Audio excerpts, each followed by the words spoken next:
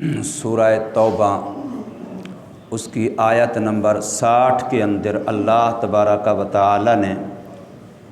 زکوٰۃ کے مصارف کو بیان فرمایا ہے اور لفظ ایسے ارشاد فرمائے ہیں جس سے واضح طور پر یہ بات سمجھ آتی ہے کہ ان کے علاوہ کوئی اور مصرف زکوٰۃ کا نہیں ہے۔ انما الصدقات، تو لفظ انما یہ کلمہ حصر ہے عربی کے اندر کہ ان کے علاوہ کوئی اور مصرف زکوٰۃ کا نہیں ہے۔ اور یہاں اللہ تبارک و تعالی نے 8 مصرف بیان کیے ہیں۔ ان 8 میں سے میں نے عرض کیا تھا کہ جو مؤلفۃ قلوب یعنی ابتدائے اسلام میں صرف تالیف قلب کے لیے دوسرے کے دل کو مسلمانوں اور اسلام کے بارے میں نرم کرنے کے لیے زکوٰۃ دی جاتی تھی، غیر مسلموں کو بھی۔ لیکن بعض علماء نے یہاں بھی یہ فرمایا ہے، جیسے کہ معارف القرآن کے اندر مفتی مشفی صاحب رحمۃ اللہ تعالی تفصیل سے لکھا ہے کہ وہاں بھی ان لوگوں کو جن کے بارے میں توقع ہوتی تھی کہ یہ مسلمان ہو جائیں گے، قریب ہو جائیں گے اسلام کے، تو یہ ایک مصرف اس کے بارے میں علماء کا خیال ہے کہ یہ منسوخ ہے۔ اور دوسرا مصرف غلام آزاد کرنا، اس کا آج کل وجود نہیں ہے۔ تو 8 میں سے 2 یہ مصرف ختم ہو گئے اور باقی جو 6 مصرف ہیں زکوٰۃ کے وہ اب بھی موجود ہیں، جن میں فقراء، مساکین اور عاملین، جو لوگ محکمہ زکوٰۃ کے اندر اسی محکمے میں کام کرتے ہیں اور اپنی ساری صلاحیتیں اسی پر لگاتے ہیں، اپنا وقت اسی کے لیے دیتے ہیں، تو وہ اسی سے تنخواہیں لے سکتے ہیں حکومت کی اجازت کے مطابق، محکمے کی اجازت کے مطابق۔ اس وقت تنخواہوں کا تقرر تو نہیں تھا، لیکن رسول اللہ صلی اللہ علیہ وسلم سے لے کر کے صحابہ کرام اور تابعین تبع تابعین جب تک بھی اسلامی حکومتیں رہیں تو عاملین زکوٰۃ، جو لوگ اس شعبے میں کام کرتے تھے، ان کی ضروریات کو پورا کرنے کے لیے ان کو اسی میں سے دیا جاتا تھا۔ اب چہ جائے کہ وہ جو کام کرنے والا ہے فی نفس ہی وہ فقیر نہ ہو، غریب نہ ہو، بلکہ وہ غنی ہو، پھر بھی وہ لے سکتا ہے۔ اور اس کی وجہ کیا ہے؟ وجہ بھی سمجھنے کی ہے، اور اس وجہ سے سمجھنے کی ہے کہ موجودہ دور میں بھی اس کی ضرورت ہے۔ جس وقت میں نے اور آپ نے کسی مسلمان نے بھی زکوٰۃ دی ہے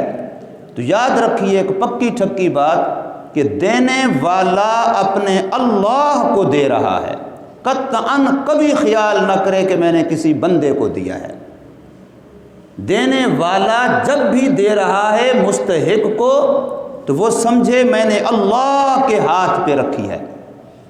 میں نے اللہ کو دی ہے۔ اب چاہے وہ فقیر مستحق خود براہ راست لے رہا تھا یا اس کا کوئی نمائندہ لے رہا تھا۔ بسا اوقات تو آپ دیتے ہیں زکوٰۃ، مستحق خود لے رہا ہوتا ہے، اور بسا اوقات وہ خود نہیں لے رہا ہوتا، اس کی طرف سے کوئی نمائندہ ہوتا ہے۔ مثال کے طور پر آج کل جتنے لوگ مدارس کو زکوٰۃ دیتے ہیں، اب وہ طلباء کے خود اپنے ہاتھ پہ نہیں رکھتے، مدرسے میں چلے گئے، دفتر کے اندر بندہ بیٹھا ہے، وہاں جا کے رسید کٹوا لی، زکوٰۃ دے دی۔ اب وہ مدرسے کے دفتر میں جو بندہ بیٹھا ہے، نہ وہ محتمم ہے، نہ وہ ناظم ہے، وہ ایک وہاں کا ملازم ہے، مستقل کام مقرر کیا ہوا ہے۔ بسا اوقات یہ ہے کہ یہاں مدرسے کے نمائندے سفیر کے طور پہ آ جاتے ہیں اور ہم مطمئن ہو جاتے ہیں کہ واقعی یہ صحیح مدرسہ ہے اور صحیح لوگ ہیں، تو ہم ان کو بھی زکوٰۃ دے دیتے ہیں۔ تو اب یہ جو ہم نے دی ہے یہ براہ راست تو ہم نے مستحق کے ہاتھ پہ نہیں رکھی، لیکن اس بندے کو دی ہے جو مستحق کا نمائندہ اور وکیل بن کے آیا ہے۔ جب اس کو دے دی تو گویا ہم نے مستحق کو دے دی۔ فعل الوکیل کا فعل الموکل، وکیل کا فعل موکل کا فعل ہے، وکیل کا قبضہ موکل کا قبضہ ہے۔ میں نے کسی سے پیسے لینے ہوں اور میں کسی کو بھیجوں، جاؤ میری طرف سے میرے پیسے فلاں سے لے کے آؤ، اب جب وہاں پہنچ گیا اور اس نے بتایا کہ مجھے فلاں نے بھیجا ہے اور اس کو یقین آ گیا، اس نے پیسے اس کے ہاتھ پہ رکھے، تو گویا اب اس نے پیسے میرے ہاتھ پہ رکھ دیے ہیں۔ اب اللہ نہ کرے اگر ضائع ہو گئے، کچھ نقصان ہو گیا تو وہ میرا ہوگا، وہ دینے والے کا نہیں ہوگا۔ تو اسی طریقے سے یہاں بھی فرض کرو یہاں ہمارا مدرسہ ہے، جس مسجد میں بیٹھے ہم، اب ساتھی آتے ہیں، قاری صاحب کے پاس دے دیے، اس قاری صاحب کو دے دیے، رسید لے لی۔ اب جب آپ نے ان کو دے دیے تو آپ نے گویا کے طلباء کو دے دیے، اس لیے کہ یہ طلباء کے نمائندے ہیں۔ تو جب ان کے ہاتھ پہ چلے گئے تو آپ کی ذمہ داری پوری ہو گئی، اب آپ کی زکوٰۃ ادا ہو گئی، آپ کا صدقہ ادا ہو گیا۔ اللہ نہ کرے اگر بعد میں کمی بیشی بھی ہو جائے گی، کبھی خدا نخواستہ چوری ہو جاتی ہے، کبھی کوئی اور نقصان ہو جاتا ہے، وہ پیسے خرچ نہیں ہوتے طلباء پر، پہلے ہی نقصان میں چلے جاتے ہیں، لیکن پھر بھی آپ کی زکوٰۃ میں کوئی فرق نہیں آئے گا، اس لیے کہ آپ نے مستحق کے نمائندے کو دیے، تو آپ کا اس نمائندے کو دینا گویا کہ مستحق کو دینا ہے، آپ کی ذمہ داری پوری ہو گئی ہے۔ تو اس لیے زکوٰۃ کے وہ جو عاملین ہوتے ہیں، جو زکوٰۃ کے محکمے میں کام کرتے ہیں، بسا اوقات بڑے بڑے افسر ہوتے ہیں، امیر ہو جاتے ہیں، لیکن پھر بھی وہ اس محکمے سے تنخواہ لے سکتے ہیں۔ کیوں؟ اس لیے کہ دینے والوں نے جب دیا ہے تو گویا وہ مستحق کی ملک میں چلا گیا ہے۔ اب جو تنخواہ لے رہا ہے وہ دینے والوں سے نہیں لے رہا، وہ ان سے لے رہا ہے جن کے لیے اس نے دی ہے، مستحقین، ان سے لے رہا ہے۔ تو وہ اگر فرض کریں آپ نے کسی یتیم کو، غریب کو، مسکین کو زکوٰۃ دے دی، اب دینے کے بعد وہی بندہ زکوٰۃ مسجد پہ لگا دے، وہی بندہ کسی کی دعوت کر دے، وہی بندہ کسی کو گفٹ کے طور پہ دے دے، تو کوئی حرج نہیں ہے۔ بسا اوقات ایسا سوال آتا ہے کہ بندہ اپنی زکوٰۃ آپ کھائے تو پھر بھی زکوٰۃ ادا ہو جائے، تو اس کی صورت یہی ہوتی ہے کہ آپ نے مستحق زکوٰۃ کو زکوٰۃ دے دی، اس نے دوسرے چوتھے پانچویں دن آپ کی دعوت کر لی، آپ کو روٹی کھلا دی، چائے پلا دی، آپ کو نہیں پتہ اس نے پیسے انہی میں سے ادا کیا بل جو آپ نے اس کو زکوٰۃ دی تھی، تو یہ شرعاً جائز ہے، کوئی حرج نہیں ہے، اس لیے کہ اب مالک وہ بن چکا ہے۔ تو اس لیے جو محکمے والے عاملین زکوٰۃ کے شعبے میں کام کرنے والے تنخواہ لیتے ہیں تو وہ تنخواہ دینے والوں سے نہیں لیتے، وہ لینے والوں سے لیتے ہیں، تو پہلے ان کے ملک میں چلا جاتا ہے۔ پھر اسی طریقے سے مدارس کے اندر جب زکوٰۃ جا کر کے لوگ دیتے ہیں تو مدرسہ جس میں طلباء واقعتاً مستحق زکوٰۃ ہیں تو اب وہ مالک بن گئے۔ اب جب مالک بن جاتے ہیں وہ طالب علم جو ان میں مستحقین زکوٰۃ ہیں، اب ان کی طرف سے وہ جس جگہ پر بھی خرچ کی جائے کوئی حرج نہیں ہے، وہ اساتذہ کی تنخواہوں میں خرچ کی جائے، وہ بجلی کے بل میں خرچ کی جائے، اس سے ان کی کتابیں خرید لی جائیں، اس کے لیے ان کے کسی اور فائدے کے کام میں استعمال کر لی جائے، تو اب جائز ہوگا۔ لیکن ہم لوگ اگر براہ راست زکوٰۃ دینے والا یہ کہے کہ جی میں مدرسے کا کمرہ بنوا دیتا ہوں، اب اس بیچارے کی زکوٰۃ ادا نہیں ہوگی، یہ ناجائز ہوگا۔ اگر یہ کہے کہ جی میں مدرسے کے بجلی کا بل دے دیتا ہوں تو یہ جائز نہیں ہوگا۔ کیوں؟ اس لیے کہ اب اس نے مستحق کو مالک نہیں بنایا ہے۔ اس لیے زکوٰۃ کے اندر ایک عاملین زکوٰۃ یہ ایسے لوگ بھی ہوتے تھے جو باقاعدہ مستحق نہیں ہوتے تھے، پھر بھی ان کے لیے جائز تھا۔ خود حضرت عمر رضی اللہ تعالی عنہ کا ایک واقعہ آتا ہے کہ حضور صلی اللہ علیہ وسلم نے ان کو زکوٰۃ کے وصولی کے لیے کسی علاقے میں بھیجا، اور جس وقت یہ کام کر کے آئے تو رسول اللہ صلی اللہ علیہ وسلم نے ان کو کچھ پیسے دیے۔ تو حضرت عمر نے فرمایا میں نے تو اللہ کی رضا کے لیے کیا ہے، میں نے تو عبادت اور نیکی سمجھ کے کیا ہے، میں تو نہیں لیتا۔ حضور صلی اللہ علیہ وسلم نے اصرار کر کے دیے اور فرمایا بے شک بعد میں تو صدقہ کر دے، بے شک بعد میں تو اللہ کے نام پہ دے دے، لیکن ایک دفعہ تو لے۔ تو حضرت عمر رضی اللہ تعالی عنہ نے لیے ہیں۔ تو اس لیے زکوٰۃ کے مصارف میں یہ جو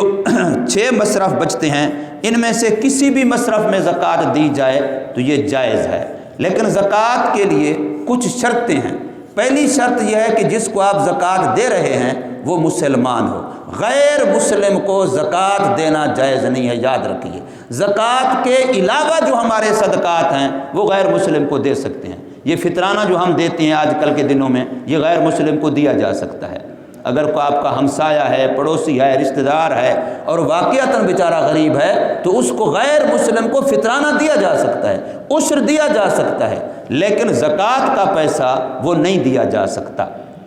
اس لیے کہ قرآن مجید کے اندر اللہ تبارک و تعالی نے ارشاد یہ فرمایا کہ انہی کے اغنیاء سے لیجئے اور انہی کے فقراء کو دیجئے۔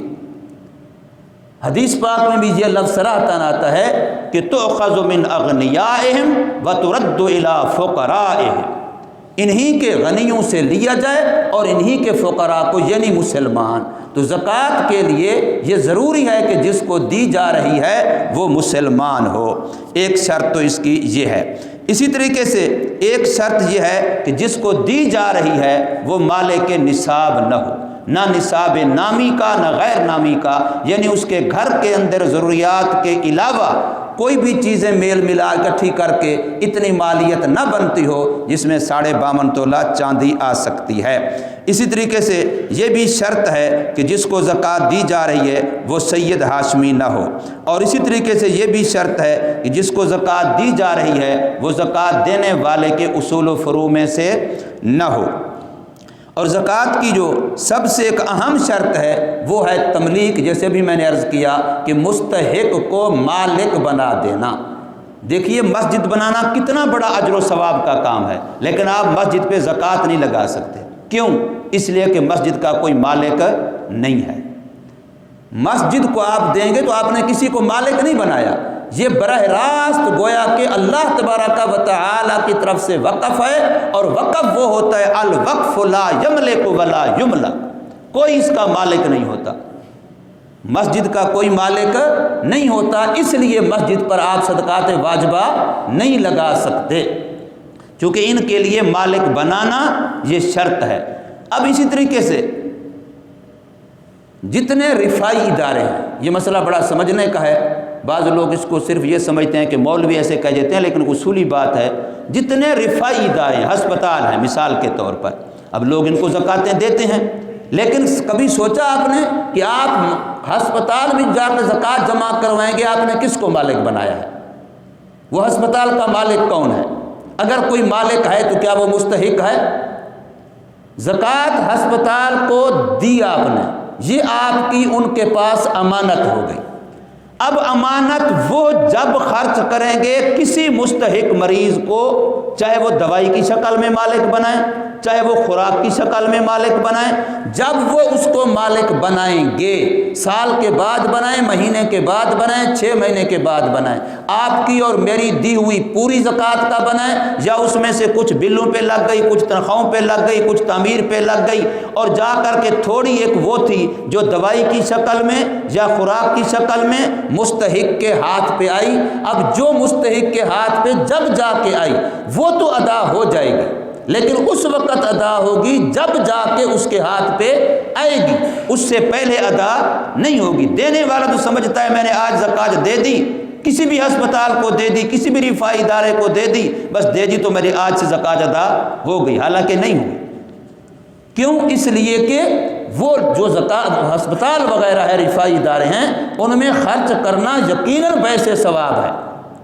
بہت بڑی انسانیت کی خدمت ہے، لیکن زکوٰۃ کے لیے جو شرط ہے مستحق کو مالک بنانا وہ وہاں کم پایا جاتا ہے، نہیں پایا جاتا۔ اگر کبھی پایا جاتا بھی ہے تو وہ سالوں کے بعد، مہینوں کے بعد، پھر وہ بھی نہیں کہ آپ نے 1 لاکھ دیا تو پورا لاکھ کسی مستحق کے ہاتھ پہ آیا، اس لاکھ کی دوائی، اس لاکھ کا کھانا، کوئی بھی چیز، یا یہ کہ اس میں سے کچھ پیسے تو راستے میں خرچ ہو گئے اور جا کر کے کچھ براہ راست مستحقین کو ملے، تو جتنے جا کے مستحقین کو ملیں گے چاہے وہ کسی بھی شکل میں ملیں، پھر تو زکوٰۃ اتنے کی ادا تو ہو جائے گی، لیکن ہوگی اس وقت جب ان کو ملیں گے، اس سے پہلے ادا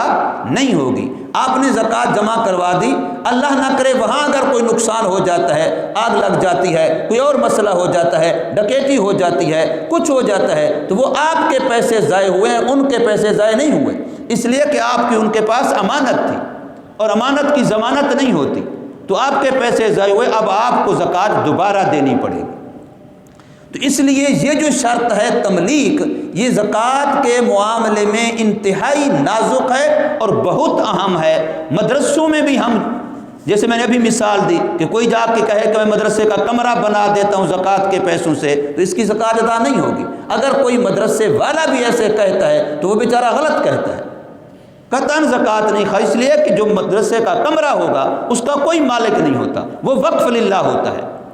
اس کا کوئی شخص مالک، طلباء بھی اس کے مالک نہیں ہوتے۔ مدرسے کی جو کتابیں ہوتی ہیں اگرچہ طلباء کے پڑھنے کے لیے ہوتی ہیں، مدرسے میں جو تپائیاں ہوتی ہیں، مدرسے میں جو وہاں قلینیں ہوتی ہیں، فرش ہوتے ہیں، جو بھی بچھونے کی چیزیں ہوتی ہیں، وہ مدرسے کی تو ہوتی ہیں، طلباء کی نہیں ہوتی۔ زکوٰۃ وہاں لگتی ہے جو چیز طلباء کی ملک میں چلی جائے۔ ہاں البتہ اب مدارس والوں میں سے بعض نے جو بڑے سمجھدار ہیں اور اہل علم ہیں، انہوں نے ایک شرط نکالی کہ وہ طلباء سے پہلے لکھوا لیتے ہیں، اسے تولیت نامہ کہتے ہیں۔ یہ مولانا مفتی تقی عثمانی دامت برکاتہم العالیہ نے اس کا اجرا کیا ہے، لوگوں کی زکوٰۃوں کو بچانے کے لیے اور اہل مدارس کے لیے سہولت بھی کی کہ جب طالب علم داخل ہو اس وقت جو اس کو داخلہ فارم دیا جاتا ہے، اس کے مختلف شرائط میں سے ایک شرط یہ لکھی ہوتی ہے کہ طالب علم سائن کر کے دستخط کے اگر بالغ خود ہے تو خود، نہیں تو اس کا سرپرست، وہ ہمیں لکھ کے دے رہا ہوتا ہے کہ آپ اس بچے کی طرف سے صدقات لینے اور ان کو اپنی ثواب دید پر اس کے فائدے کے لیے خرچ کرنے کے مجاز ہیں۔ تو یہ تولیت نامہ اگر آ جائے تو پھر سہولت ہو جاتی ہے، ورنہ پھر زکوٰۃ مدرسے کے اندر بھی بجلی کے بلوں میں یا گیس کے بلوں میں یا تعمیر میں وہاں خرچ نہیں ہو سکتی۔ تو بہرحال زکوٰۃ کے جو صحیح طریقے سے خرچ کرنے کے لیے شرائط ہیں ان میں سے ایک شرط یہ تملیک ہے۔ انشاءاللہ باقی کچھ تھوڑی سی بات مصارف کے بارے میں ہے، وہ انشاءاللہ کل عرض کی جائے گی۔